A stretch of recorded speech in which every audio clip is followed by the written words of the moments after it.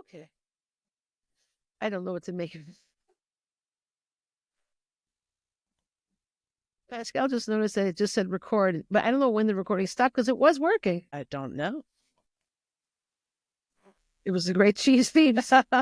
Well, if you missed the beginning, I don't know what to tell you. But I'm going to recap it. A bunch of cheese got stolen in England, and the cheese people don't understand why. Their faith in humanity has somehow been destroyed. Well, still they're wondering. So I guess there's still a little la la land, and they don't understand why anybody would do this. They don't understand the idea of robbers, the concept of it. They're wondering what the people are going to do with the cheese. I was about to say, I'm pretty sure that they shipped it somewhere and sold it. It's not that. Well, there's always the dark web. Yes. But even if not, I don't think you need even the dark web for that. I think there are a lot of people that will be willing to buy the cheese, unfortunately. I would. When you look at stolen art, somehow people buy the stolen art. So cheese. I mean, why would you ever think it was stolen cheese? Well, you might question who you're buying it from, I guess. Well, now there's probably, I'm sure people will have heard of stolen cheese, but I don't know. I think there's a way to sell the cheese. Although it depends how fast it goes bad, I suppose. But cheddars last longer, right? Thicker. It's a lot of cheese. They better move fast with that shit. Warning you guys with peace and love. So I don't know what happens at the beginning of our recording, but that's a recap. And we also talked about the oldest cheese ever being found, but we're not going to go back into that. No, listen, there was some old cheese and cheese theft. That's the rundown. If the other recording exists, I will post it separately and you'll have to piece it together. Because I have no idea how to splice recordings. It's like a miracle this thing ever gets posted. I just don't know. How did that happen? I don't fucking know. I just noticed that it wasn't recording. But it was recording before we saw it. Yeah. So I go five. I don't know. I don't know what happened. All right. Well, I think the cheese people got us. Yes. Yeah, they came through. Or maybe it was the libertarians. The libertarians were like, fuck that. Seriously. And so no answers have been provided. Oh, I'll say this. How much was it? $340,000 worth of cheese was stolen. That's the recap. That's a lot of cheese. But the dairy farm that got ripped off did pay the cheesemakers, which was very nice. So that's it. That's all I wanted to say about that. Interesting. Okay. Yeah. What are you looking at there? Oh, me? Yeah, you were looking at something. No, I wasn't. What you looking at, Willis? All right. Now, here is a very fun thing. Okay. A couple of weeks ago, or longer, for us, it was like, who knows how long ago that podcast was. Someday in the past. We talked about, on a little aside, I remember I was haunted by, Yeah. Because I said I was more afraid of spiders than snakes, and this movie was a reason why. You hadn't heard of the movie, and I said it was one of those Friday night movies. And so I think I know what happened. I was editing the recording, and I'm like, what was the name of that movie? And I looked it up, and I found the gold mine on here. So when we were kids, it actually is a 1977 movie. So maybe you didn't see it because you were younger. That could be why. Maybe. Because I thought it was an 80s movie, but it's a 77 movie. It was called Curse of the Black Widow. It was a horror film. It's an American made-for-television horror film. Now, I don't think they put horror films on regular TV anymore, do they? I don't know. This was like, is it ABC? Oh, yeah, they used to play that kind of stuff all the time. I mean, that's scary. I don't watch regular TV anymore, so I have no idea.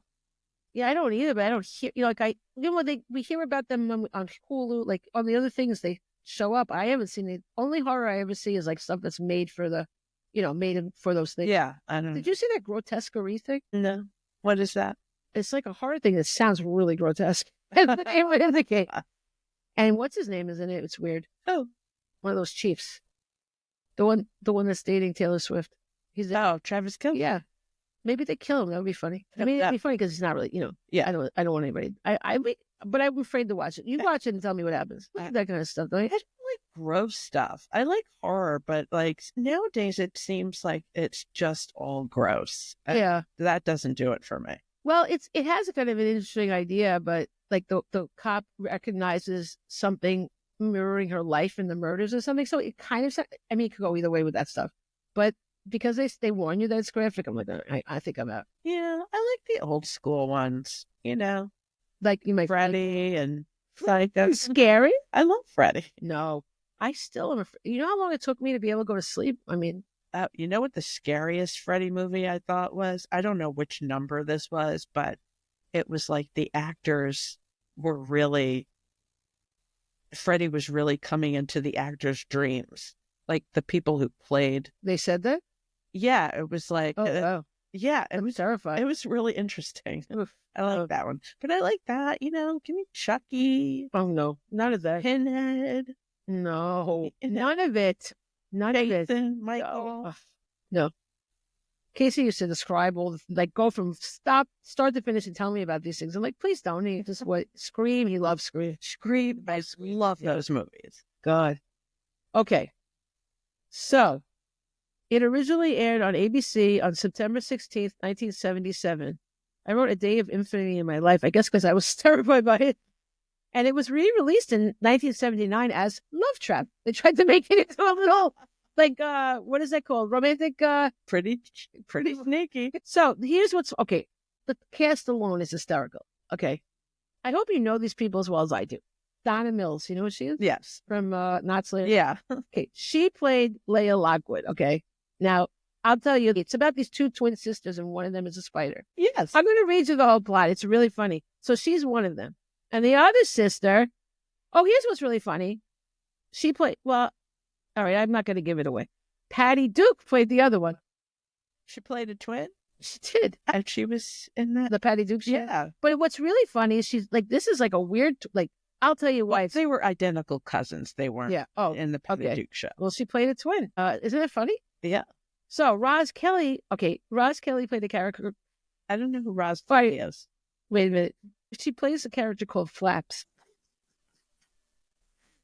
That sounds like something they would say on Howard Stern. Flaps? I mean, do you think of what I think of? Flaps? Because we listen to Howard. Most people are not going to think what we're thinking. That's an appropriate name for any woman. No. Okay. Do you know who Pinky Tuscadero is? Yeah. That's her. That's the actress. Yeah. Her name was Roz. Roz Kelly was her name. Yeah. Yeah. Pinky Tuscadero. I hope the people who listen to this are that's happy so day. They know. Well, I don't know our demographic. We need to know, but I don't know how people know. I feel like, well, Happy Days. That is a show that we, the Fonz. I'm sure you all know Henry Winkler. Yeah, he's been like 20. Look, good for him. He really broke that. He's one of the few people that broke through a stereo. Like he did. Yeah. What is it called? Stereotyping. He got out of that, and he's going on doing a lot of things. Very nice. Good for him. And Ron Howard also. That a lot of people came out of that pretty well. Ron Howard is like the one kid that got out of that. Krista Miller's husband in Shrinking was on the later. You know when Fonzie becomes like a teacher. Oh, really? Yeah. Oh, that's funny. Yeah. Oh, him. Ron. Yeah. I know his name. McGinty, right? That's his name. Yeah, something. Yeah, I know him, and he was also, wasn't he on that show with Ted Knight? I go like this, Ted Knight? With that show? Ted Knight had a show where he was Too like, Close for Comfort. Maybe. The daughters? He lived with his two daughters? Yeah. And I think he was the boyfriend of one of the daughters. Yes, I remember Monroe. Yes. Yes. But I think he was like Monroe was the goofy one, right? And he was he was the cute one. Yeah. They always have a cute one and a goofy one. Yeah, I don't remember it, but I'm pretty sure. Also on Married with Children in the later years. Oh, that show. It was like, I couldn't take it. It's like the same joke over and over. Like, I don't know. Okay. So June Lockhart was in this. Was this? I know the name. Okay. I can't picture her. Well, I wrote it down. She was Mrs. Lockwood. She was on, I wrote, she was on one of your favorite, she was on one of your favorite childhood shows. Guess. Me? Yeah. June Lockwood. June Lockhart, sorry. On one of my favorite childhood shows? You talked about it on the podcast. Really? Let's see. What childhood shows did I like? I like Gilligan. No. Different Strokes. Facts of Life. No. Fuck. You wrote a letter wanting the show to continue. Danger, Will Robinson. Yes. Lost in Space. Lost in Space. Yeah. Isn't that funny? She was the mother. Oh, yeah. Okay. And she's still alive, by the way. Good for her. She's 99. Damn. And this is as of a couple of weeks ago. This is from Wikipedia. June keeps going. Good for June. It says she's retired. I hope so. She was in A Christmas Carol, the movie, and she was in Meet Me in St. Louis. And she was also the mother on Lassie as well. Oh, wow. Yeah. Good for her. So Howard liked her. And she was Dr. Janet Craig on the CBS television sitcom Petticoat Junction. Oh. I don't remember. I mean, I remember seeing it. Okay. June Allison was Olga. Now, June Allison is also a very famous actress. I'm living for a few things. But in 1970, she returned to the stage, starring in 40 Carats and No No Nanette. See, No No Nanette, my aunt was in No No Nanette. That's why I went backstage and I was really? those people. So that means I met June Allison. But then, this was a woman that was a really famous actress, right? And then she wound up being the spokesperson for Depends. But this is where we shouldn't laugh at her, because the American Urinecologic Society established the June Allison Foundation in 1998, made possible by a grant from Kimberly Clark. The foundation raises money for incontinence education and research. As the first celebrity to undertake the role of public spokesperson for promoting the use of the Depend undergarment, Allison did more than any other public figure to encourage and persuade people with incontinence to lead fuller and more active lives. She actually had incontinence. She wasn't just wearing it. Good for her. So, yeah. But did you ever watch Hot in Cleveland? Yes. So remember what's her name? I think was that Malik? She wore Mrs. Like, she thought it was only going to be in like Japan or something, and then they started. Yes. I like the new ones you see on the commercials where they look like underwear, like. Yeah. Like, but they're like trim. They're not those sexy. bulky. Yeah. They're bringing sexy back. So I wrote in parentheses, it says a diaper line for adults. So I wrote, why not call it disposable absorbent underwear? Sounds wrong to call it diapers. Vic Morrow played Lieutenant Conti. He also was a very famous guy. He was on Charlie's Angels. He was on Magnum PI. And he was acted until he died during the filming. This is sad. He died during the filming of The Twilight Zone, the movie. He and 2 child actors were killed in a helicopter crash on set. Oh, and that's sad. This one, I just laughed at the name. H.B. Haggerty stars as Marion Popeye. Where did they get so flaps and Popeye? And so H.B. Haggerty, turns out he was, H.B. stands for hard boiled. Do you know why? No. You never heard of hard-boiled Haggerty? Are you sure? No. It's a wrestler, a professional wrestler. Oh, no. Called Hard-Boiled Haggerty. No, I never heard of him. That was his ring name. It was his character. And he had been a football player. He became a wrestler. And then he had a successful character actor career. And all he did was, instead of hard-boiled, he made H.B. Haggerty. And then this one I just thought was funny. Robert Natter as Hank the morgue attendant. Why would they name the morgue attendant? And Hank, it just seems like the most odd name for a morgue attendant. I don't. Like maybe Henry. I don't know. Ian. Why do I say that? Ian. I don't know where you had me. I can see, but Ian. Remember my big fat Greek wedding, and Ian was her boyfriend, and they were like Ian. It was like Martians trying to say a name. My favorite scene of all was that whole scene when they met him, and she's like, the aunt was going on about what she was going to cook, and she goes, he's a vegetarian. She goes, oh, she didn't say he's a vegetarian. She said he doesn't eat meat. She goes, what do you mean he don't eat meat? And then she like calms herself down. She goes, that's okay. I make love. I love that. But okay, as a vegetarian, you would be surprised at how many people just don't fucking get it. No, they don't. I've been offered hot dogs. I know. Turkey burgers. Mm-hmm. And I'm like, what don't you understand? Oh, they don't. They don't, because I feel like they want you to be a part of them. Like people can't handle it. Like they take it as some sort of affront, and they take it as a criticism against them. It's just what we're doing. That's very. Get it either. Vegetarian. Here's this. I'm just going to read you the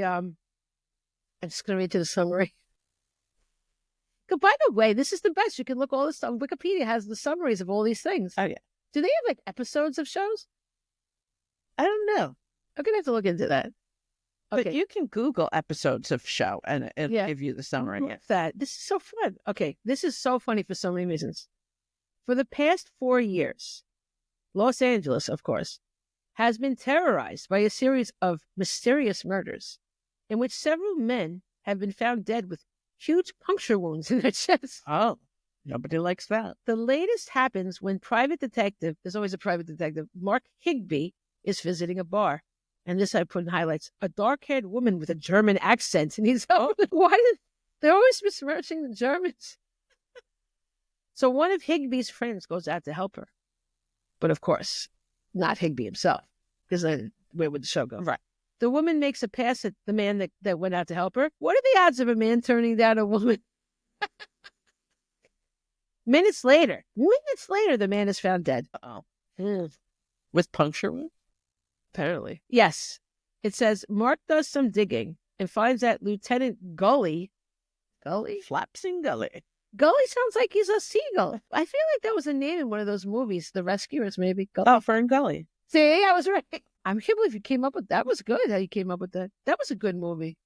I don't remember the movie. Oh, it was very good. That's a keeper. Yeah. That one in The Aristocats. Oh, two best. I love The Aristocats. I love it. We are Siamese, if you please. And I love, I used to sing it. Michael was obsessed with that movie when he was little, not now.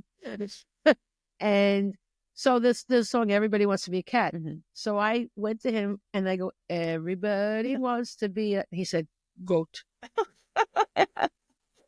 That's cute. I wrote a whole thing telling him tales about this kind of stuff. He was completely unimpressed. He just wants pictures. I'm like, I was going to write you all I was going to do. I put pictures, but I was originally just going to write stories, and he really, really hated that. Did you know I'm a writer or no? Okay. So Lieutenant Gully Condi is leading the investigation, knows who the culprit is, but is covering up details. So Mark, it's kind of confusing the way it's written, but it's Mark finds out why. It makes it sound like Conti finds out why, but Mark, the PI, finds out why. All of the victims have had their bodily fluids sucked out of them. It's disgusting. And the wounds are filled with spider venom. Oh my. Each time, a mysterious woman named Valerie Stefan was in the area. Gully suspects the twins, Leah and Laura Lockwood, are somehow involved. So then I wrote, the twins? They come out of nowhere. Like, we're supposed to, the twins. I mean, like, are they just roaming LA? Very strange. Leah hires Mark, concerned about the police focusing on her. It turns out that she dated all of the men who have died so far. Suspicious. Even the guy. Or as that lady would sit behind me in class would say. I love that. We need that woman. Mark eventually gets in touch with a former bartender who saw one of the murders.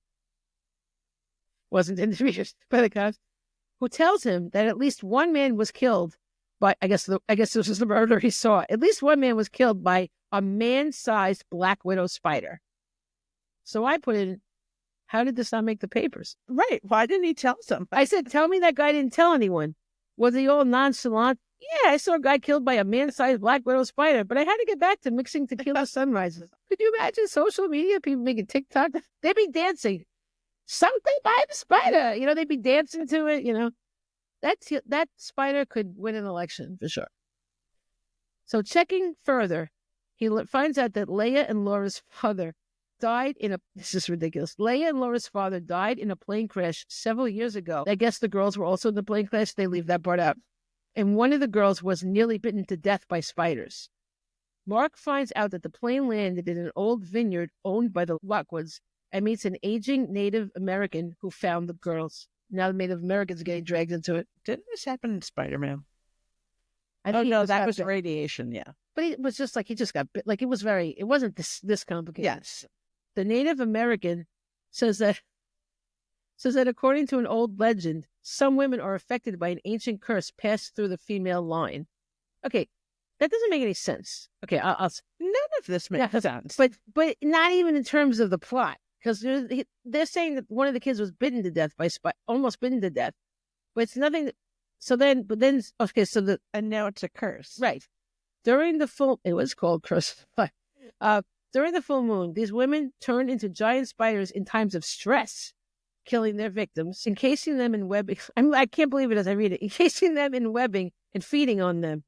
These women have a red hourglass-shaped birthmark on their abdomens, similar to those found on Black Widow spiders. I gotta see this. Remember that at all? They are practically indestructible in spider form. The only thing that can kill them in that form is fire. So it says the twin who was bitten by the spiders is the one affected by the curse. So then I wrote a question.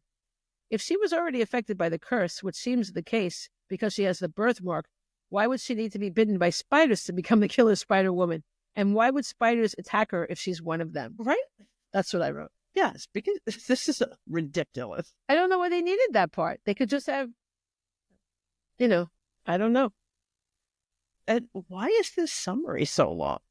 Oh, it gets longer. Okay, someone's going to be in a catatonic state. It's fun. It's just interesting to me. They're telling you the whole movie. That's what Wikipedia does. You never saw that before? Don't look up Wikipedia if you're planning to watch a movie because they will tell you the entire thing. You didn't know that? I guess I didn't. Oh, yeah. A book, they'll tell you the entire plot of the book. They'll tell you everything. So, no, Wikipedia is a spoiler. Mark calls Laura and finds out Leia is on her way. Seems so ridiculous. Now remember, Leia is Donna Mills, and Laura is Patty Duke. Patty Duke. Which one do you think is the spider? Patty Duke or Donna Mills? I feel like it's Patty Duke. You do? Yeah. I would have thought it was Donna Mills because she was so mean on Knots Landing. Yeah. Donna Mills is like the femme fatale. She's not the innocent one. I don't know. Patty Duke seems sketchy. I thought Patty Duke was very innocent. I don't know. I always found her a little, Based on what? I don't know. In real life, you say? Yeah, there's something about her. Wow. I really don't know Patty Duke. Isn't her father John Austin? No, that was her husband, John Aston. Okay. So confused. Yeah, she was married to John Aston. Okay. Their son, Aston. Sean Aston. Yeah. Not Austin. Aston. Is it spelled like Aston? Astin. Astin. Yes. So he played Gomez If I had done that all my life, I would never have been able to answer that. He played Gomez Adams, and then the son is very famous, Sean Astin. I don't know what that is. What does he do? Oh, he's been in so many things, but I mean, Lord of the Rings. He was Samwise Gamgee. Good. He was in Roseanne recently, or what was The Connors? How do you know that? You watched it? Oh, yes, I sure did. Okay. He was in the show 24. He was in Rudy, that movie. He was in The Goonies. Rudy? Is that about this little kid that plays football? No, I don't know. It was like a popular 80s movie. And he was a football movie not for me. And I never saw Goonies either. I missed out. Goonies.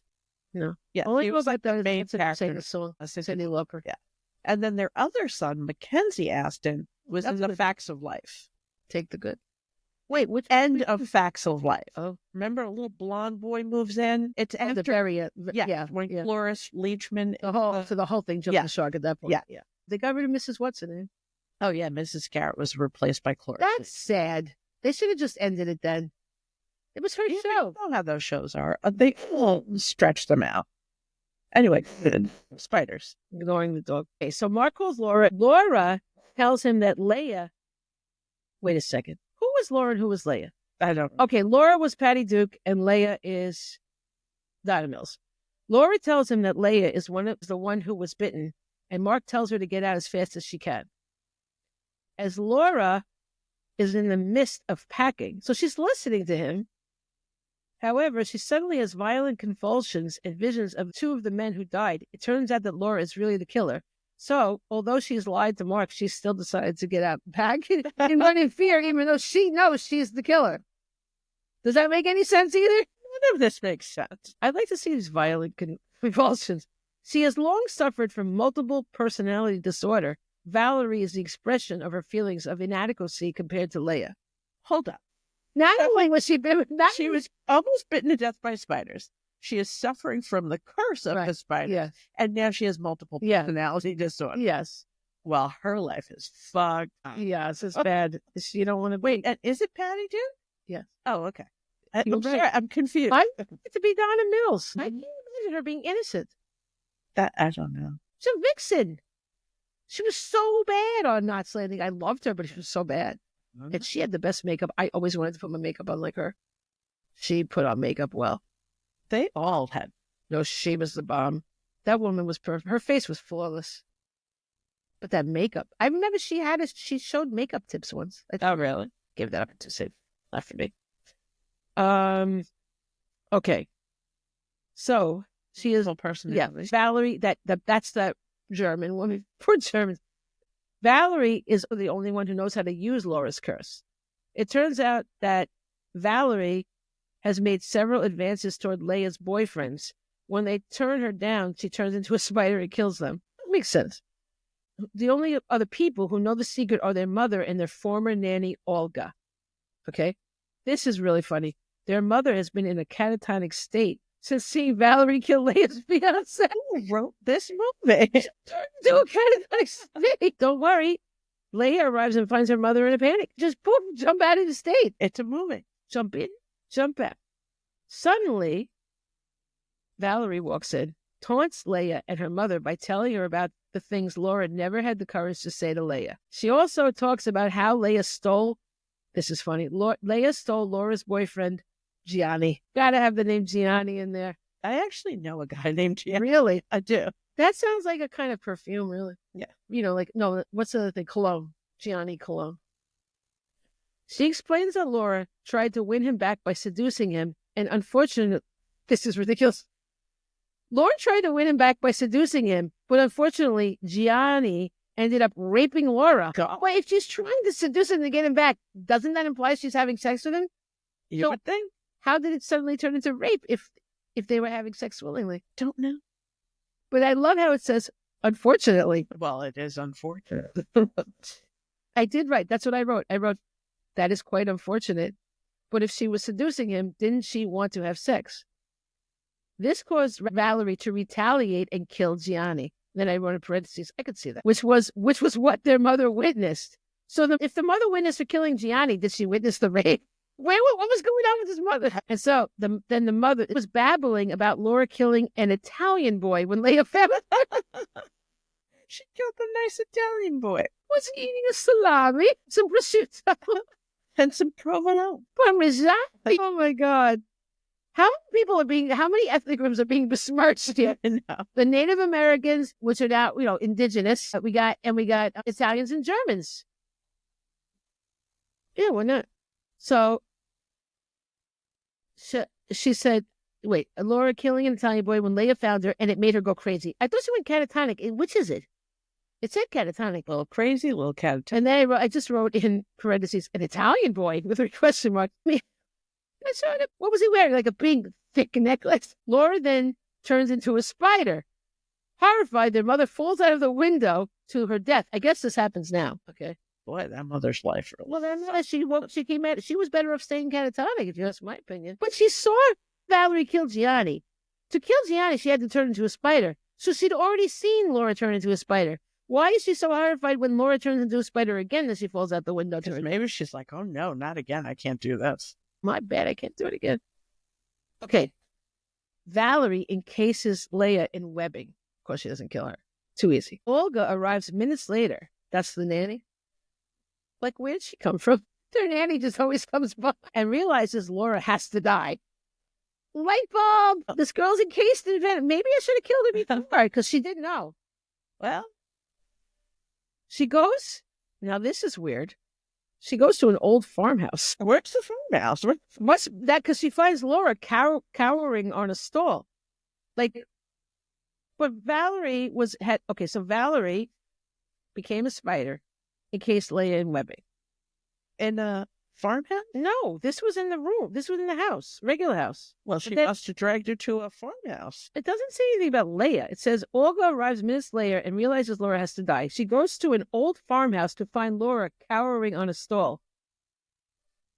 I guess she's trying to play the innocent one, Laura admits that Valerie killed her mother and hurt Leia. Well, you are Valerie, honey. I don't think, what's her name is there. No, Leia, okay, Leia's still encased in the webbing back in the other room, okay? And that's funny. Something about Donna Mills being encased in webbing. And I was scared. I wonder what kind of makeup she was wearing. So Mark finds a place deserted and goes to the farmhouse. Wait a minute. Says he found the place deserted, and then he finds Leia. Then he goes to the farmhouse. He finds Leia alive but terrified. Oh, maybe she did drag her to the farmhouse. Wait a second. But if he goes to the farmhouse, where's Olga and Valerie with the gun? Are you suddenly looking for this to make sense? The writer. None of this has made any sense. He finds Leia alive but terrified. I would be. They don't say that he takes her out of the webbing, but I guess he did. Just then, Valerie arrives in spider form. Mark empties his pistol into her to no avail. He hurls a lantern at Valerie and she catches... Oh, wait, and we missed something. He pulled out the pistol. Valerie took over, turned into a spider, and killed Olga. Oh. Okay, so Olga's Fucking dead. Olga. Poor Olga. The other Olga. Everybody's dead. Okay, so he empties his pistol at her, he hurls the lantern, she catches on fire. Leia and, I guess he didn't know the story about the fire. I think somebody told him. Leia and Mark escape while Valerie sets the farmhouse ablaze as she thrashes about on fire. But not on purpose, she's just thrashing. See, this was terrifying to me, to see this big spider. You can imagine. 77, so I was born in 66. So I was 66. I was 11. 11. All right. Smarty pants over there. And they put me in a classroom to teach kids math. Okay.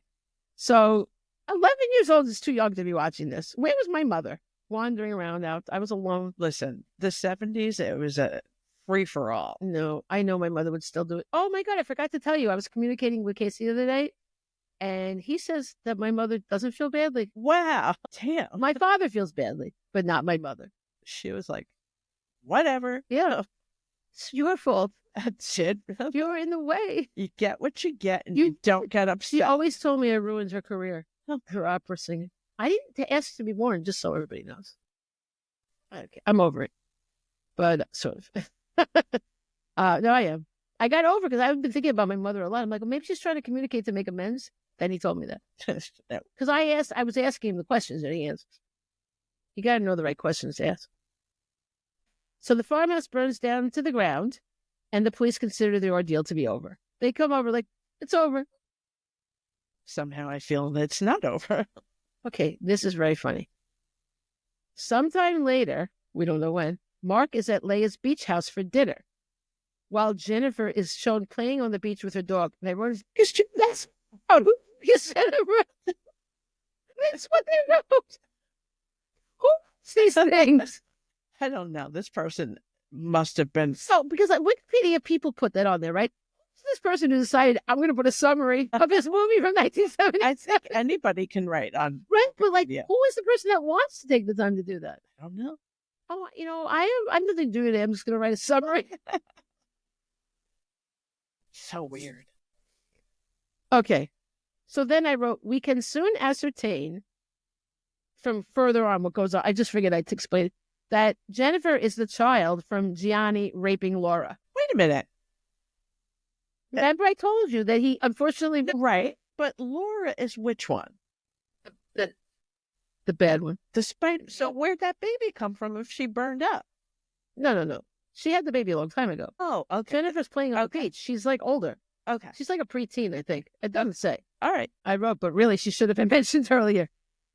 Leia explains that Jennifer is adjusting to living with her. See, that you should have could pull it together. Though she still has occasional nightmares, but with diminishing frequency. She has returned to school and is making new friends. This would have more impact if we were seeing the kid. She tells Mark that although Jennifer does not really look like her, sometimes she reminds her of Laura. Jennifer asked to go for one more swim before dinner. What does she do? Like, come back up to the house because she's playing on the beach. She comes back and she just go in this. Are you that too much of a goody two shoes? I guess she is. Wow. Goody two. Jennifer asked to go for one more swim before dinner, at which time she turns and waves to Mark and Leia on the balcony, revealing a red hourglass-shaped birthmark on her abdomen, the same one that Laura had, indicating that Laura was her mother. Nope, I think we should have known that. And that she has inherited the curse of the Black Widow. Therefore, a sequel. I don't think there was. But again, the whole thing is ridiculous. So there didn't need to be a plane crash. It just needed to be this thing. So I wrote, Mark doesn't notice. Mark's a bit of a dummy. And then I wrote, did he ever tell Leia about the birthmark thing if he didn't notice it? because he knew about the birthmark thing. Someone told him, but I don't know if Leia knew. So I wrote, did he ever tell her about the birthmark thing? Because really, she must have seen Jennifer's stomach, but if she doesn't know, she'd be like, that's a birthmark. Well, my sister had that, but it doesn't, Then I said, a moral question. What would they do if they knew? Maybe just avoid stress. Keep her inside on full moon. Mother her. Well, that's that's sort of like the question, would you kill baby Hitler? Do you know that he's going to turn into Hitler? Yeah. Then yes. You're going to smother a baby? You could say that in, I don't think I could. You could look at a little innocent baby and smother it. I don't think you could. I don't know. I mean, it's one baby versus 6 million people. I couldn't. I'll tell you right now, I could not smother a baby. I don't care. I would just accept him into art school. If he had just been accepted into art, not only did they not accept him in Vienna into art school, they ridiculed him and told him he sucked. Okay, I know, but so many people go through that and they don't. Okay, but I'm just saying that if they just fucking accepted him, this wouldn't have happened. He'd be making really bad paintings. If Woody had gone straight to. But I'm saying, okay, and that there's a reason why he went back and took over Vienna and all that, Austria. He was pissed off at them. No, but normal people wouldn't have that reaction. Maybe they shouldn't have mocked him. You don't mock people, but a lot of people get mocked and don't turn into that. But some do, and there's more than one. Maybe there's another example of being nice to people. God, he could have just, if someone had just, look, nowadays people buy this shitty art. He probably could have had an art career now. They buy all the dumb shit. Yeah. I will tell you now, I couldn't kill baby Hitler. I might want to. I'm not against someone doing it, but I could. If it was up to me, I couldn't do it. I can't kill a baby. Just can't. The little innocent baby looking at you. The idea, like, the breaths are... No, I can't. I can't do it. So, what is this? Oh, that's a quote. Okay. Wow, we're early. I can do another thing. Okay. But so on a side note, I said, all of this has given me the inspiration for us to do a show on Patreon called Plot Holes. It can have a graphic of a plot falling into a pothole. Isn't that funny? Yeah. All right. I can do a mini thing. This one, remember, we always had our not just stupid, but stupid. Well, it's returned. Nice, the return and back. Somebody reported that a 2004 Ford Freestar van was stolen. Investigators closed in on this woman as a thief, and she said she didn't know the van was stolen. But they found her journal where she wrote, "Totally stole a car today. Something I never thought of doing. Dear diary, today I became a felon." Wow, what a dummy. So that's how she got charged, because of her own admission. That's funny. Isn't that funny? Okay. And here's one that I call only dog fans. So a woman named Amanda Deirdre LeBlanc, it's an interesting name, of Blandford, that's boring, Nova Scotia, that's fun, found a dog sitter she liked and booked them several times over the summer. This was recently, too. It was reported on November 19th. But then she discovered a video of the sitter advertising an account for OnlyFans. She recognized her own home in the pictures, her bathroom and her outer pool. She bought a subscription to the service and discovered more explicit content filmed in her house. Oh, my God. She said, "I am still shocked by it, to be honest with you. Everybody can do what they want. I don't care. I just don't want it done in my house." Yeah, really? Then it says the dogs were not featured in the video. Isn't that hysterical? My God. I love that. I would freak out. I think that's, at least the dogs weren't used. Yeah, thanks. JD was there. Oh. Tell me that's not funny. That is really funny. All right, I still have a little more time. So I'm going to say, okay, you must have heard of Karen Reed, right? No. Who's that? You have not heard of the case of Karen Reed, who's on trial for somehow murder, even though she's accused of running over her boyfriend when she was drunk, dropping him off at a house where they were going to go to this party. Like, okay, you never heard of this? I'm going to say once again, no. Okay.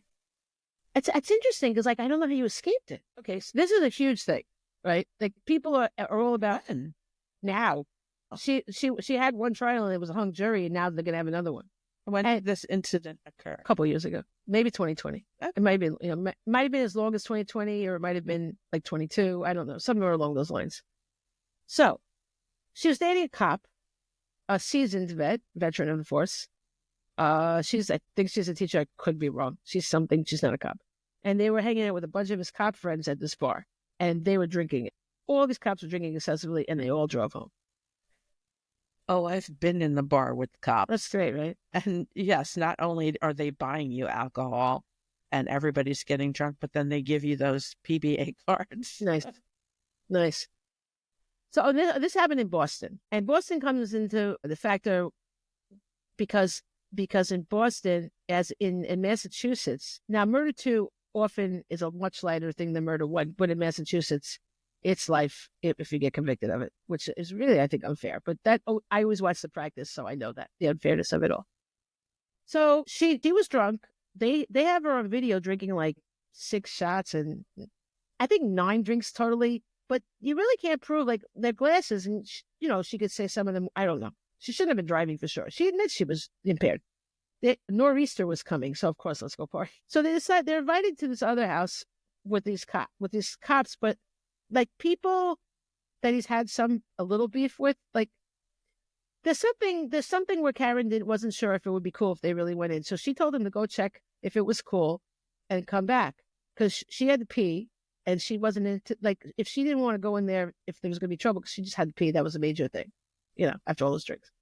So she waits outside, and he doesn't come back.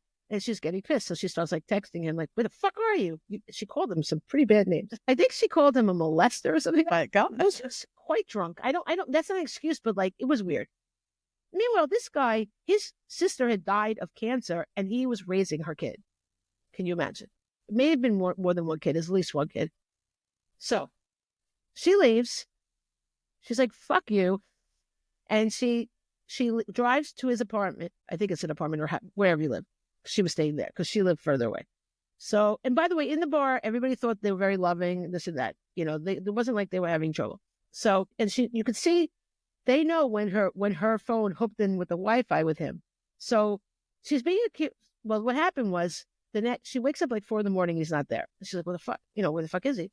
So she calls up someone. Now she's still drunk, but less drunk, But she calls up, I guess, one of the people that were supposed to be there. I don't think she sort of knew her, And the woman's like, no, he never came in. She's like, what do you mean he never came in? I saw the door. She said she saw the door swing open.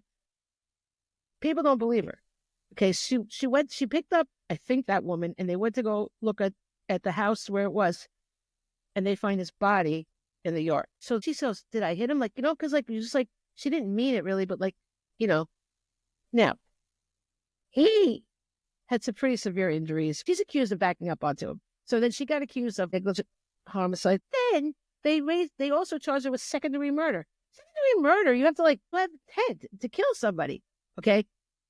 But nobody thinks she even did it. Okay. When she was backing out of his house to look for him, she hit his car and she thinks that's when her taillight broke. Okay, now her taillight was just cracked.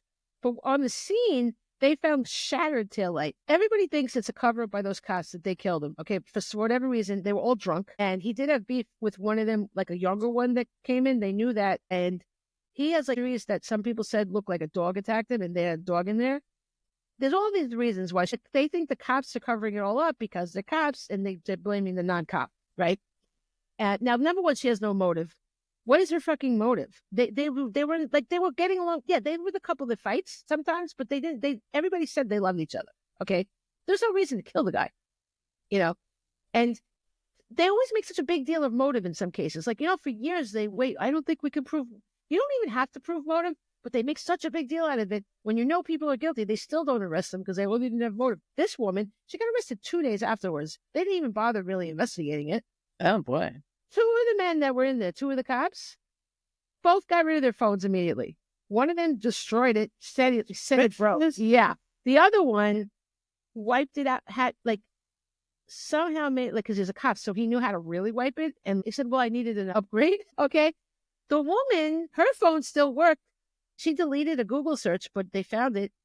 House instead of house long to die in the snow. And now they bringing in experts because that happened at 2 a.m., which was right after she dropped him off. Like, they think when he walked in and there was a big altercation, maybe involving the dog or whatever, but then it could be that they didn't want the dog to get put to sleep, so they threw him. You never know what goes through people's heads. I don't know. The dog, by the way, was rehomed somewhere where no one can find the dog. I think you could if you really look, but whatever. So So all this went on, all this fucking suspicion, and she gets arrested, right? And now she's had one trial, okay? And the jury was hung, but they were not hung on the most important charge. They acquitted her on murder too, but the judge didn't let them announce it. So that has not been filed. So she's being again tried for murder too, even though they've acquitted her on it already. That's not legal, is it? Kind of, because they never filled out the form for that, but they were instructed not to. That's shady. This is a huge thing. People think law enforcement's all in on it, right? She's got very good lawyers, right? Because she didn't have any money, but so many people have donated. There's a huge, that's why I'm surprised you never, this huge campaign, Free Karen Reed. Huge. Never heard of it. And so, I mean, they shouldn't even be retrying her, really, because, like, the biggest charge is gone. Like, there's no fucking proof, you know? And so the trial again is in April. Okay. But so I listened to a date with Dateline, and actually they're the ones that got me kind of interested in it because Dateline covered it. But one of the Dateline women is really into this case. So she was saying all the stuff that actually, like, she liked the Dateline thing, but they only can cover so much. And she knew all that inner shit. And that's how I heard all that inner shit, because she said that, you know, and it is really fascinating. Like, it's just like, wow, motive. Everybody makes such a big deal of it, but there's no motive for her, you know? And I have another question, which I don't expect you to answer, but like, if you admit you were drunk when you were driving, but they didn't arrest you at the time for it, can they still arrest you for it later on? I don't think so. I don't think so, because they can't prove anything. I mean, just because you said it doesn't mean it happened. I think there's no field sobriety test. There's no blood test. There's like, I don't urine test. There's no, well, no. Well, they tested her once they found the body. They tested her, which was like, I don't know, 6 a.m. or something. And do you know that even then she was just above the legal limit? So you can fucking imagine what she was at 2 a.m., right? But still, I don't know. That's a question I can't answer. But it's also like, I don't know, something so fucked up about this whole thing. I don't know, but it's very interesting. She's got a very annoying Boston accent, though. I should talk about my accent, but I find it fascinating that there's this huge, you know, it's got to be a cover up. There's no way they all got rid of their phones. Oh, so they have a phone expert that came to court, and he said it's possible that the phone could have resynced, and because the woman said, oh no, I Google searched that really at 6 a.m. once they found him, because they were trying to revive him. So she Googled to see if it was like how long it would. That doesn't make any sense. And why would she delete it? Right? This sounds like they decided, let's throw him in the snow and let him die. Yeah. I mean, that's malice. That's murder. Yeah. You know, but those people are never going to get charged, obviously. I mean, it's fucked up. So I found this very interesting. So that's all I have to say about that. I can't believe how fast I'm going through all these things. It's so exciting. Yeah, I got really hopped up about that. I don't like miscarriage of justice. And it just seems wrong that some people get away with so much. And by the way, they get out of, I hate when they do. Boston, it's a life. If she gets convicted of that, it's a life. And she already was acquitted. But meanwhile, in other states, you get maybe 10 years for murder too. Wow. It's a huge discrepancy. If you have the same sentence for murder one and murder two, what the fuck is the point? I don't know. That's ridiculous. Because I remember so many episodes. And one particularly sad episode of The Practice, Marley, what's her name? Marley Matlin? I don't know. I've never watched that show. No. Yeah, Marley Matlin. Yeah, she was on it. Yeah.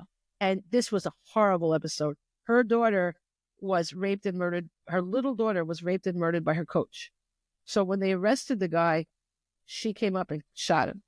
And so they arrested her, and she wound up going to jail because they only did murder too.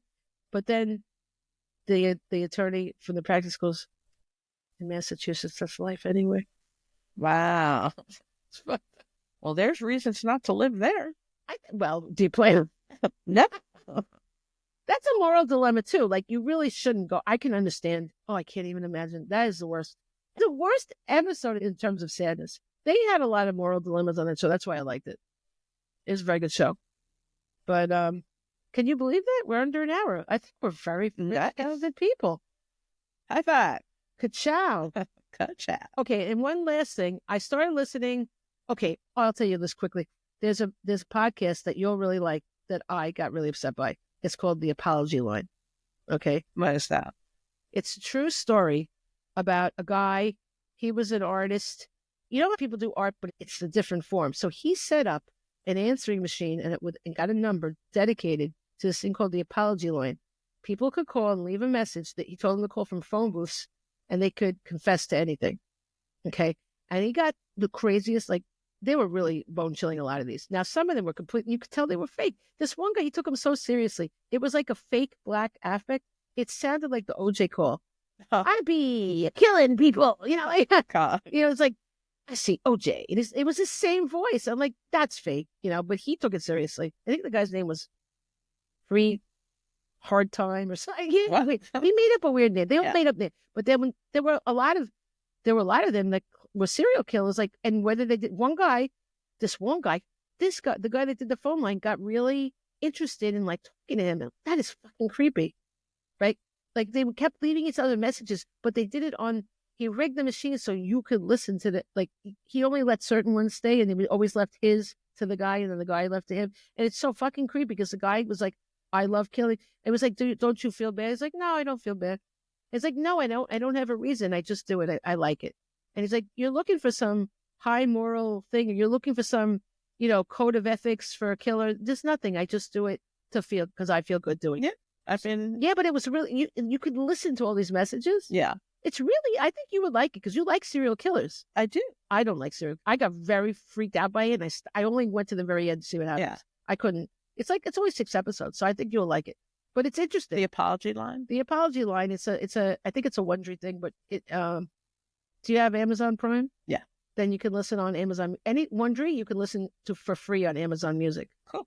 I mean, also no commercials. That's what really is good. Oh, this reminds me of, it's similar. There's this thing called Post Secret. So basically you can write in to whoever this guy is anonymously and tell him your secret. Really? Yeah. Is that now? Yeah, there's books. There's like a Facebook group. Really? Yeah, they're really interesting. I don't remember. Hold on, I'll look it up. Yeah, this happened in New York City. It's very interesting, but creepy as hell. And his wife tells the story. I like creepy. Yeah, but she got completely freaked out, Okay, so it's postsecret.com. Oh. And you could read the other people's? Voicemail secrets. Oh, Frank, the author of Post Secret. Oh, so okay. So it's like a modern day version of this. Yeah, people's postcards. Really? Yeah, they're very art. I would never do that. Because they can trace your handwriting. It doesn't have to be handwriting. What's true? It can be. What are you gonna do? Let's see if they have pictures on here. Does he get confessions for murder?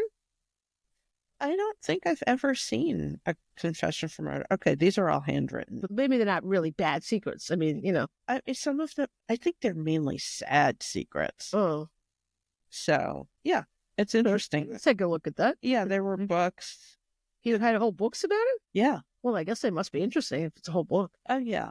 I mean, it's sad. A lot of it is really sad stuff. Well, that's a...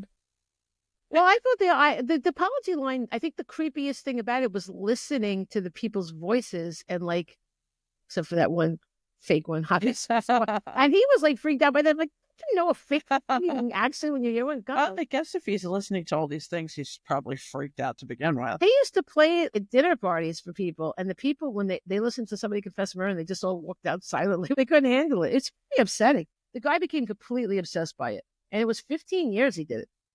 I'm writing it down. I don't know about everybody else, but I remember nothing. The apology line. Apology line. Yeah. Cool. I think. I'll find it. It's the apology something, I think, line. Right off the back, he got a confession where the person gave his name, and then he had the moral dilemma. The cops were like, oh, God. You got to hear that. So he did an interview with NPR without he never revealed his identity. But, and the guy said, if you tell anybody, I'll kill you, whatever. That's what. So he did an interview with NPR where he played the tape, but because he always said he wasn't going to give it to the cops, so he really didn't. But the cops got it from the NPR. Oh, wow. Yeah. But he never found out what happened after that. But the guy gave his name, and he said he liked to kill gay people. It was pretty dark. Yeah, that's pretty bad. It's a pretty dark thing. It was, but I mean, it's only 6 episodes too, so it's like, Yeah, I'll listen to that. Yeah. So, and I listened to this other, I don't like it. I thought it was funny, but it's like a one joke thing. It is funny name.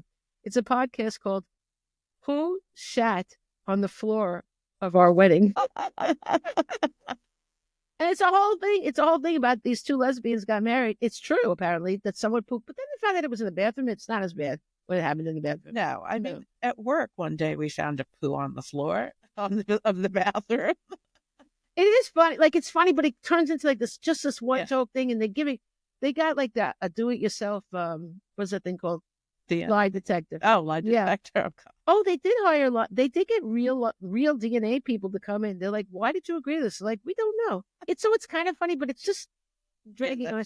But they make baby merch, and it says, I am the poopatrator. That's funny. That's cute. So, but it's British, and I used to love British, and now I'm so annoyed by it. It's too much. It can go either way for me. I'm annoyed by them. All right. Well, we covered a lot. I'm so happy. Yeah. I'm so happy. We're still, next time, we probably do our songs that we hate. Remember that? Oh, I forgot about Oh, it's a good thing we didn't do it tonight. Oh, no, I have songs that I You hate. can do it next time. Oh, yeah. You can look forward to that. Songs that we hate. And if you have songs you hate, let us know. Oh, yeah. I don't think people are going to be happy with the songs that I hate, but I hate them, so it's fucking bad. That's well, you know what? That's what it's like in this world. We have to understand that it's our opinion. We're allowed to have them. Yeah. I'm still getting comments about Luigi. Like, what are you talking about? He's not skinny. Da, da, da, da, da. I'm like, do you understand that my opinion really means nothing in a scheme? We're allowed to disagree. I guess not. Oh my God, it's crazy. Okay, where's my quote? Do you have a quote for this one? I have a few. Oh my, look at you. I again only have one. All right. This is Chuck Palahniuk, who we love. Love it. Yeah. He's the author that wrote Fight Club and Choke. Choke is my favorite. Is it your favorite? It's the one I bought you. Right? Yeah. Yeah. He signed it for her. I love him.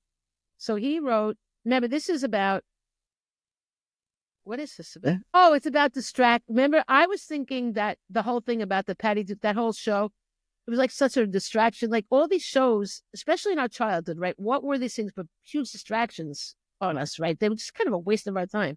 So I looked up distraction quotes. So Chuck said, people don't want their lives fixed. Nobody wants their problems solved, their dramas, their distractions, their stories resolved, their messes cleaned up. Because what would they have left? Just the big, scary unknown. Oh, I like that. I know. I went with film. Okay. So I have three. So one is Jim Morrison. All right. And I really like this one. Film spectators are quiet vampires. Oh, That's a very like that. Oh, that makes me think of them in a whole other way. I like that. He should put that in a song. Yes. And of course, Alfred Hitchcock. Always make the audience suffer as much as possible. I like that. I think he did. One more by John Waters. I just have to find it. John Waters. He does movies? I know the name. I know him. Serial Mom. Oh, I love Serial Mom. That was a good movie. Yeah. She's singing Divine. Remember she was singing Daybreak while they were chasing?